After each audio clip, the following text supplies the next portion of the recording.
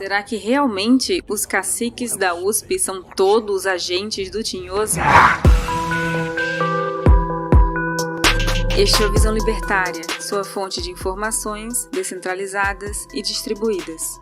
Muitas vezes você já deve ter ouvido a afirmação de que a esquerda controla a academia, as redações dos jornais e o universo do entretenimento. Nos últimos anos, essa passou a ser uma questão bastante repetida por personalidades como Donald Trump e por militantes brasileiros que deram início a projetos como Escola Sem Partido. Mas será que essa revolta contra o chamado marxismo cultural tem um fundo de verdade? Ou seria essa mais uma conspiração alimentada por trolls de internet? Bem, existem certas dificuldades em se tentar quantificar as influências políticas em círculos como jornais ou universidades, mas, por sorte, há alguns levantamentos que podem nos ajudar nessa pesquisa. Começaremos com as informações trazidas pela American College Student Freedom, Progress and Flourishing Survey, que é uma pesquisa americana que investiga a relação dos universitários com questões como socialismo e capitalismo, e que busca levantar o nível de liberdade no ambiente universitário. Os resultados desse levantamento surpreendem.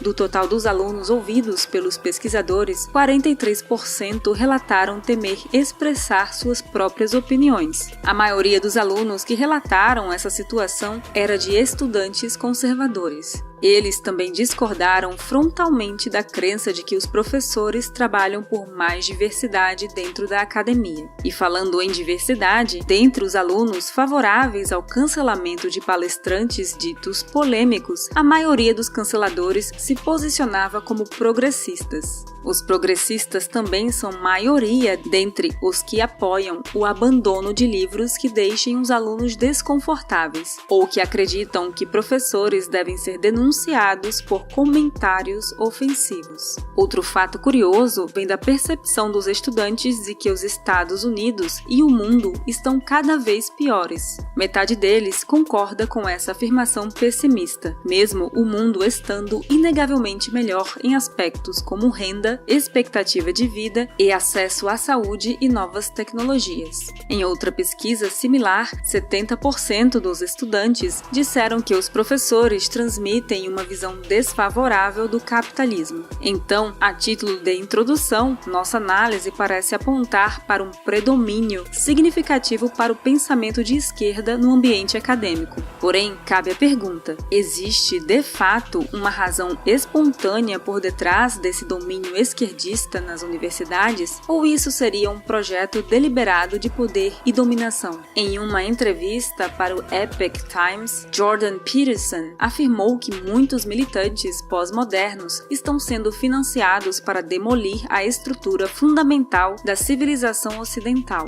Ele ainda aponta que, como a economia marxista e a luta de classes se tornaram tópicos impopulares depois da Guerra Fria, os militantes anticapitalistas assumiram novas formas da guerra cultural, fomentando uma narrativa de opressores versus oprimidos. Essa opinião de Jordan Peterson parece ser corroborada pelo fato de que, embora critiquem a desigualdade e peçam por mais ações afirmativas, não é realmente comum encontrar sujeitos alegadamente a favor do modelo de socialismo soviético ou similares. Bem, dificilmente veremos um protesto gigante dos millennials pedindo a estatização do Google e da Apple, mas, mesmo assim, esse socialismo light dos SJW continua a ser um fator muito presente. Mesmo na academia, alguns segmentos de estudo mostram-se mais infiltrados pelo socialismo do que outros. Em 2018, a National Association of Scholars relatou que 39% dos cursos de artes não tinham nenhum professor republicano.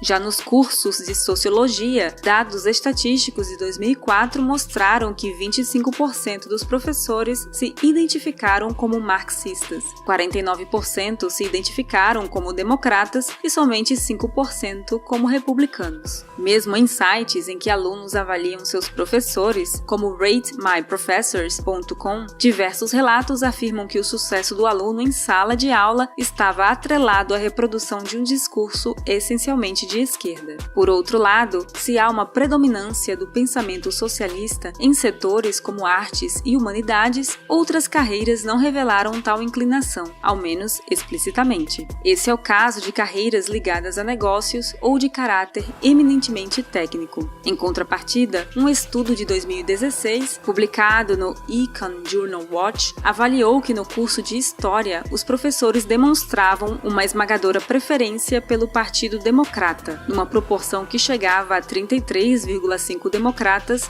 para cada eleitor republicano. Aqui no Brasil, as críticas da direita sobre o socialismo no ambiente universitário ecoam os mesmos argumentos, com o adicional de que, por aqui, as pesquisas universitárias pós-modernas frequentemente são alvo de chacota pela alta carga de bizarrice e inutilidade. Convergindo com essa crítica, podemos reconhecer que, salvo as exceções, as ciências humanas são um terreno fértil para os socialistas. E uma boa razão para isso é que os indivíduos de direita possuem uma tendência maior pela busca de carreiras antenadas com as necessidades do mercado. Dentre os estudos analisados para fundamentar o presente vídeo, os resultados mostram que é mais comum encontrar calouros progressistas que entram na faculdade já planejando um futuro mestrado e doutorado. Por outro lado, estudantes com perfil capitalista priorizam formações que tragam vantagens no mercado de trabalho, a exemplo do MBA, que é uma formação relativamente rápida após a graduação, mas que foca nas necessidades e nas vivências do mercado. No fim, quem tem uma formação em antropologia e pesquisa um dialeto indígena falado por meia dúzia de indivíduos tem chances estatísticas bastante altas de ser um socialista militante do PSOL.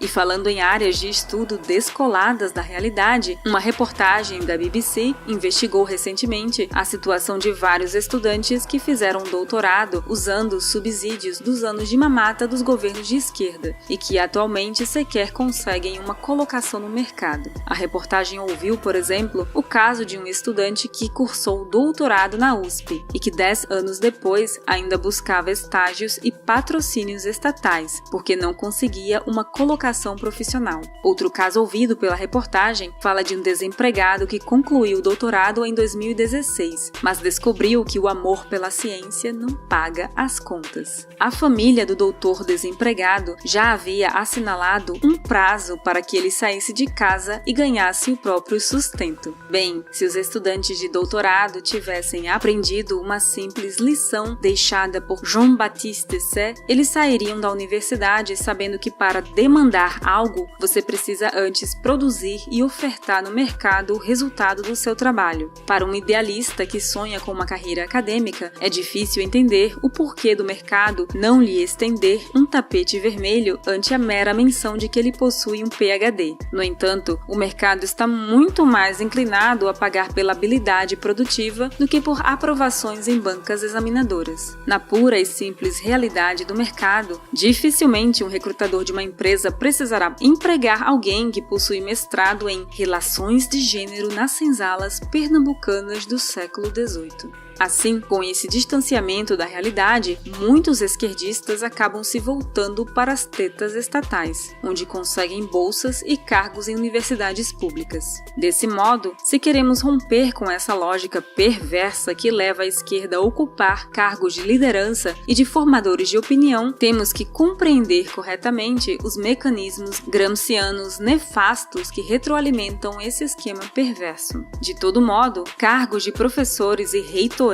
vem perdendo gradualmente a importância que uma vez já tiveram, dado que cada vez mais os indivíduos estão se beneficiando da difusão da informação descentralizada e a adoção de novas tecnologias, libertando aqueles que realmente querem conhecimento. Verdade seja dita, hoje o aprendizado tradicional, totalmente engessado, já recebe uma chuva de críticas, mesmo quando entrega o que promete. Não obstante, ainda há casos de projetos pedagógicos ainda mais sofríveis, como o modelo estatal brasileiro capitaneado pelo MEC. E quando as lideranças desse modelo ainda sequestram os programas de ensino em prol de projetos socialistas, bem, o resultado é o pior possível. Enfim, essa foi nossa análise sobre a hegemonia esquerdista no ambiente acadêmico. Planejamos retomar esse assunto em outro vídeo, falando desta mesma hegemonia na mídia e na indústria do entretenimento. Não perca! Obrigada por sua audiência. Este artigo foi sugerido e escrito por Rodolfo Andrello, revisado por Paulo Almeida e narrado por Baby Yoda. Se você gosta do nosso conteúdo, inscreva-se no canal e clique no ícone de campainha para não perder os próximos vídeos. Se você quiser contribuir com o canal e sugerir uma pauta, vá ao nosso site visãolibertaria.com. Até a próxima!